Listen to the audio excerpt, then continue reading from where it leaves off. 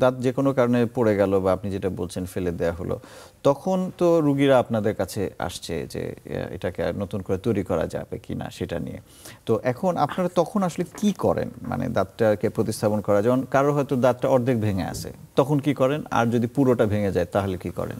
যখন অর্ধেক ভেঙে যায় এবং যখন পাল্পটা এক্সপোজড হয় তখন কিন্তু রুট ক্যানেল করে ক্যাপ করে ওই দাঁতটা, সিঙ্গেল দাঁতটাকে সেভ করা সম্ভব। সেক্ষেত্রে পুরো দাঁতটা ফেলে দিতে হয় না।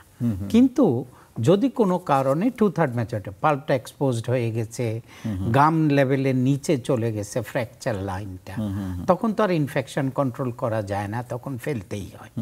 ফেলার পরে রিপ্লেসমেন্টের পদ্ধতি আমি বলেছি আপনাকে, 5,000 প্রায় 4,000 বছরের বেশি আমাদের আলগা দাঁত লাগানো একটা পদ্ধতি ছিল।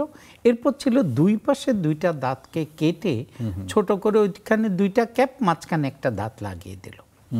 আজকাল এই চিকিৎসাটাকে অ্যাভয়েড করার জন্য বোনের মধ্যে আমরা ইমপ্ল্যান্ট দিচ্ছি। আপনারা জানেন হার্টের স্ট্যান্ড তৈরি করে নিকেল টাইটানিয়াম, এই ম্যাটেরিয়ালটা, এই ম্যাটেরিয়ালটা কিন্তু বোনের সাথেও খুব ফ্রেন্ডলি।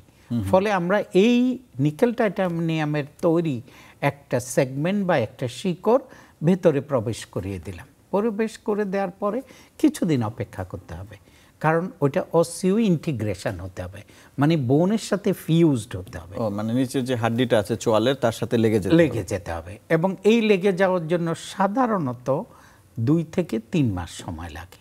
এই 2 থেকে 3 মাস পরে আপনি পার্মানেন্ট ক্রাউনটা লাগাতে পারবেন। অবশ্যই টেম্পোরারি ক্রাউন আগেই সাথেই লাগিয়ে দেয়। ক্রাউন জিনিসটা আমি বুঝি না। ক্রাউন মানে হচ্ছে একটা দাঁত, প্রতিস্থাপিত দাঁত, যেটা হুবহু দাঁতের মতো হতে পারে। এটা টেম্পোরারিও হতে পারে, পার্মানেন্টও হতে পারে। পার্মানেন্টটা 3 মাস পরে, আর টেম্পোরারিটা যখনই আমি শিকড়টা লাগাচ্ছি সাথেই করে দেয়। শিকড় আর ক্রাউন এই দুটো অংশ আলাদা থাকে? আলাদা, এই দুটো মিলিয়ে একটা দাঁত। আচ্ছা, ক্রাউন হচ্ছে উপরের অংশ যেটা আমরা দেখতে পাই, আর শিকড় হচ্ছে মাড়ির ভেতরে থাকছে, যেটা আমি দেখতে পাই না।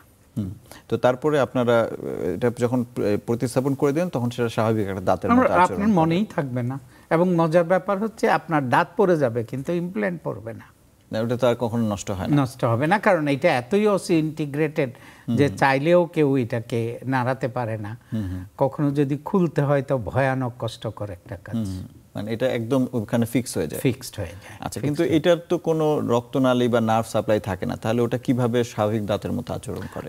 প্রথম কথা সেটা হচ্ছে, হ্যাঁ, এটা যদি বলি তাহলে নর্মাল দাঁতে হয়তো মুভমেন্টটা একটু বেশি হয়, ওখানে মুভমেন্ট একটু কম হয়। কিন্তু যখনই অসি ইন্টিগ্রেশন, মানে কি ইমপ্ল্যান্ট যখন তৈরি হয় তখন কিন্তু একটা সিম্পল মেটাল ছিল।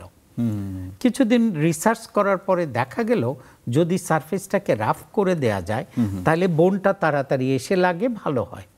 তারপর দেখা গেল শুধুমাত্র রাফনেসটা ইম্পর্টেন্ট না, রাফনেসের পরে এটাতে যদি একটা প্রোটিন দেয়া যায়, যে প্রোটিনটা বোন ক্যালসিয়ামকে অ্যাট্রাক্ট করতে পারে, সেটা আরও ভালো।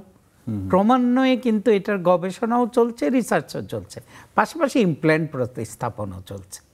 তার মানে হচ্ছে আমরা প্রতিদিন নতুন নতুন টেকনিক করছি, হয়তো আপডেটেড টেকনিক, কিন্তু old technique is not bad, it can sustain for life. এটা একটা আলাদা জ্ঞানের, একটা মেডিকেল জ্ঞানের একটা আলাদা শাখাই তৈরি হয়ে গেছে। শোন, implant is a beautiful dentistry, যেটা ধরেন এখন পৃথিবীতে সর্বাধুনিক। এবং এইটাতে আমার ধারণা একটা মানুষের, মানে আমরা তো নেচারকে রিপ্লেস করতে পারি না, নেচারের খুব কাছাকাছি রিপ্লেসমেন্টটা